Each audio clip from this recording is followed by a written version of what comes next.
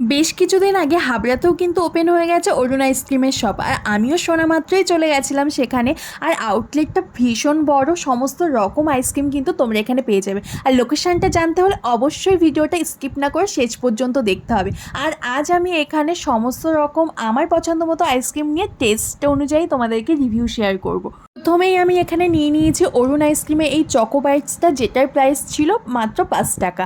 এটা বেশ সুন্দর দেখতে ছিল, একদম লজেন্স টাইপের, আর মুখে দেওয়া মাত্রই জাস্ট মেল্ট হয়ে গেছিলো। উপরে একটা কোটিং ছিল চকলেটের, বেশ ভালো লেগেছে। সেকেন্ড আমি ট্রাই করেছিলাম এই কুলফি আইসক্রিমটা, এটা জাস্ট অসাধারণ ছিল গাইস, কি বলবো।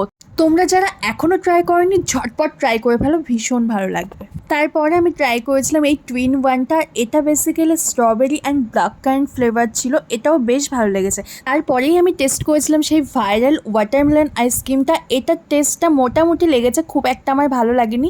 এটা বেসিক্যালি স্ট্রবেরি ফ্লেভার ছিল।